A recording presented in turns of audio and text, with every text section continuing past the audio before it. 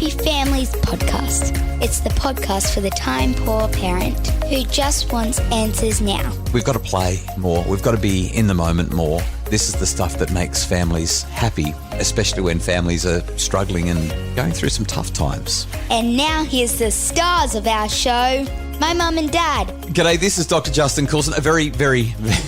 I'm so excited about today's podcast. I got some footage on my phone last night that I cannot wait to share of one of our 6 daughters. I'm the author of 6 books about raising happy families and the founder of happyfamilies.com.au. I'm here with Kylie, my wife, Mrs. Happy Families, and I was going to say co-founder of Happy Families, but I'm going to say co-founder of the co-founder of our family.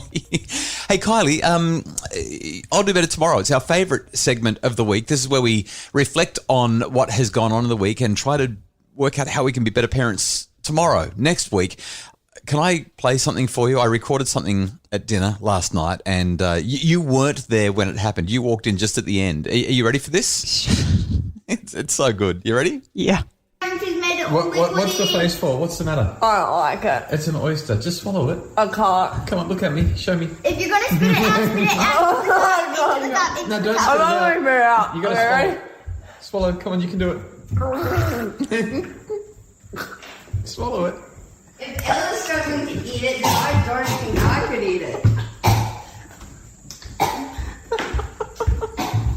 Ew. Oh, that was so bad. That was so bad. You didn't like it? What are you doing? Delicious. No. It's good calamari. Put it into words. Tell me what it tasted like. Like my boogers when they come up. I had so much fun. So I decided that we were going to... we bought some calamari and some fish and some chips for dinner last night. Really, really easy. Trying not to get too involved in dinner and just making it easy as we could. And and I thought, I'm going to grab some oysters. The oysters looked really good and I don't have them very often and I love oysters. And Ella, our 17-year-old, has never had one and she said she'd try it. I'm impressed that she tried. I'm 40 plus years old and it's not something I plan on trying ever. Did you hear the sound when she was trying to swallow it? She's like, Well, if you saw the footage, like she's literally got her neck craned back as far as she can so it would just slide down and her body knows that this is not good. I love oysters. You're not really that into seafood, but I just thought as we kick off our I'll Do Better Tomorrow and we talk about the highlights and the lowlights of our week and what's gone well and what hasn't, I just had to play that for you. She's such a good sport. And she let me film. I wish I'd filmed it from the very beginning because when it first went into her mouth, what she was saying and doing then was just so good. We could talk for ages about getting kids to try new foods, even if you have to wait until they're 17. But that's not the purpose of today. That was just a little bit of lighthearted fun. Purpose of today is really simple. I'll Do Better Tomorrow. For those of you who are new to the podcast, every Friday we talk about the stuff that's gone well and the stuff that hasn't and how we can be more intentional in our parenting as we move into the weekend and a brand new week. So, Kylie, you said before we start. Oh, by the way, I should let everyone know we don't talk about what we're going to share before we record this podcast. It's totally news. But you said you wanted to go first today. All I've said is that I've got a good one. I've had a good experience that I want to reflect on. What about you? Why don't you kick us off? Well, I really needed that laugh to start things off because it's been a challenging week. We've got obviously 6 children and there are so many different dynamics that we're dealing with on a regular basis. But at the moment, there's just one child that is just pushing my buttons. Who we have to make sure does not listen to this podcast because she's going to know who she is. It's interesting as human beings how we have this ability to kind of collect all of the negative stuff that happens and we're really good at collating this big list. And yet that list just keeps growing and growing and all of the good things that happen seem to just pale into insignificance because for some reason we hold on to the negative stuff. And it's so easy as a parent, especially when you're having a child that's just challenging you a little bit, consciously, we're so aware of all of the things that they're getting wrong or doing that just kind of, drive us crazy that we actually lose sight of the positive moments. Yeah, there's a psychological phenomenon called the negativity bias. And it's been shown that as humans, we kind of hang on to the negative. I'll give you an example. You've got a bowl of cockroaches and there's a strawberry in the middle of it. Are you going to go near the strawberry? Of course not. But what if you've got a bowl of strawberries and there's just one cockroach in there? You're still going to stay away, right? Yeah, I think I'm still going to stay away. Now, it doesn't matter how well you wash those strawberries. You don't want to touch them just in case that one cockroach crawled over them. And that's the negativity bias at play. We notice the bad and it becomes overwhelming. It becomes dominant. And you're saying that that's what's going on with this particular child of ours at the moment. Her frustrations are becoming dominant in your narrative, in your internal story about who she is. Yeah, and every morning I wake up and I think, I've got this, I'm going to be awesome. And she just seems to really, really push some buttons at the moment.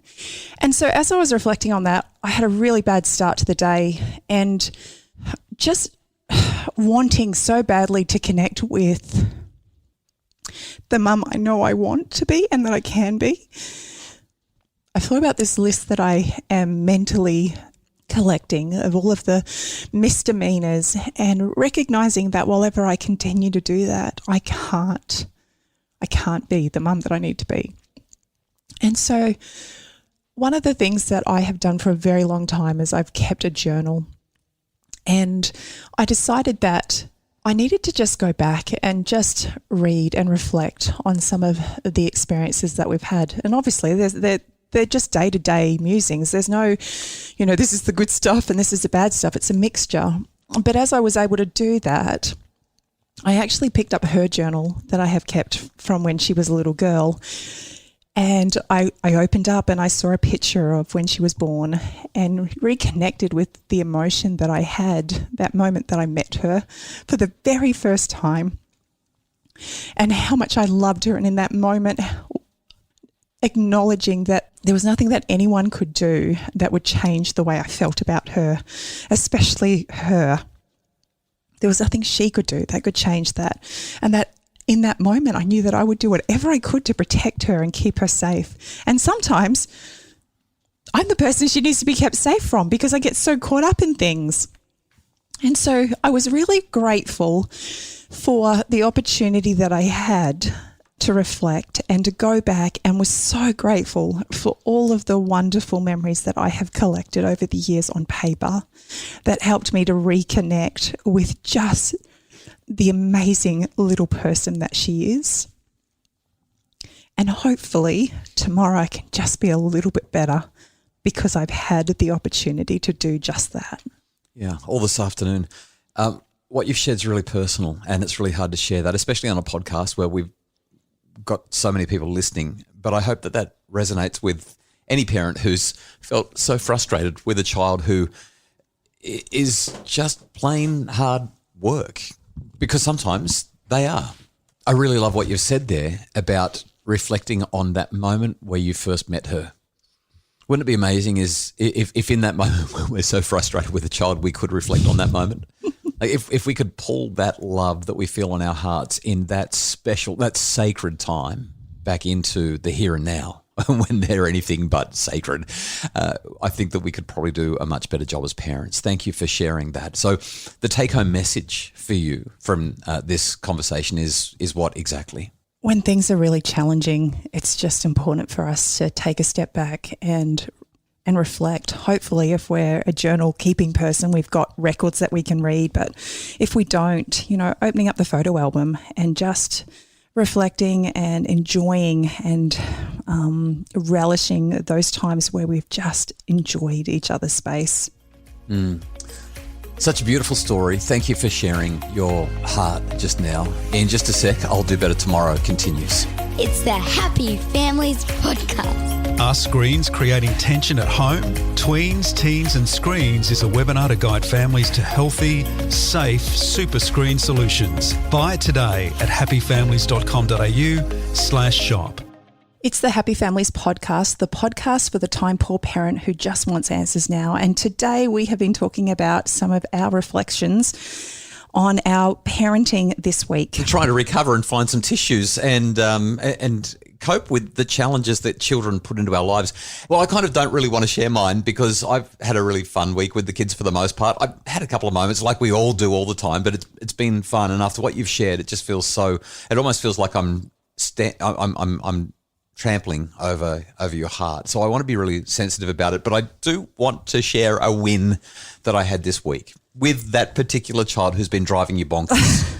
Because the thing is, our children do the best that they can, but they just don't get that we've got different agendas to them. I reckon up until at least the age of 10 or 11, they're just not even interested in the fact that we need to get out the door right now. We've got to find the shoes, or we're going to be late for our thing. They don't get what being late means because they just don't inhabit that world. And that's how it should be. Developmentally, that's how they're designed. They're not supposed to get it. And it's not till they're late tweens, early teens that some of this stuff starts to make sense to them.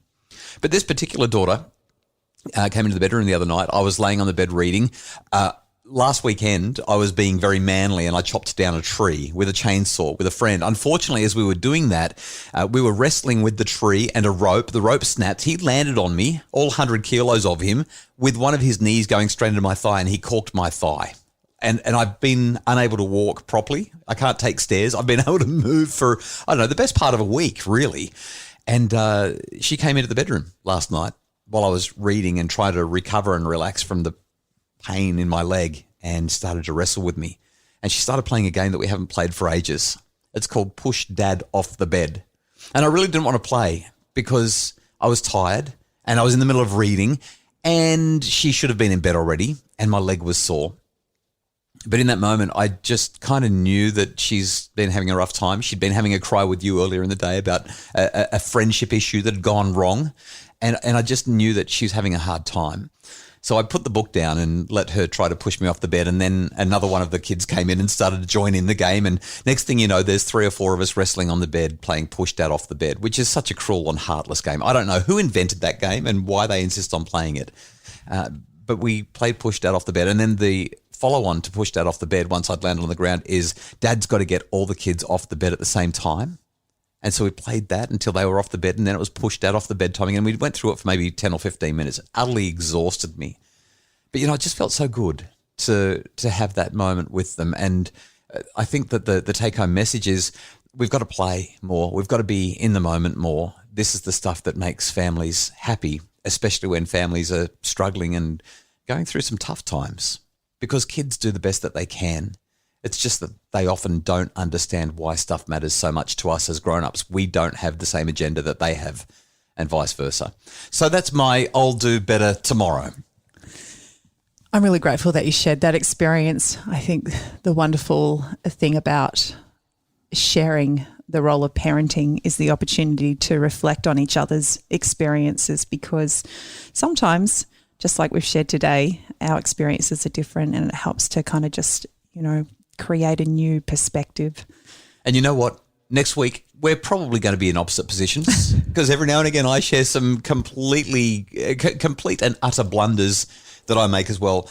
It's really hard for you to share what you shared, and I appreciate you doing that. I'll Do Better Tomorrow is our favourite episode of the week, even when sometimes we're squeezing tissues up our nose and wiping our eyes with T-shirts because we've had a bit of a challenging week. So thanks for sharing that, hun. The Happy Families podcast is produced by Justin Rulon from Bridge Media, and Craig Bruce is our executive producer. If you've enjoyed the podcast, we would just be so grateful if you would leave those 5-star ratings and reviews wherever you listen to the podcast. We hope that it's real. We hope that it helps you make your family happier, and we love getting your feedback. You can also send feedback directly to podcasts, that's podcasts with an S, at happyfamilies.com.au. And if you'd like more information about making your family happier, all you need to do is visit happyfamilies.com.au.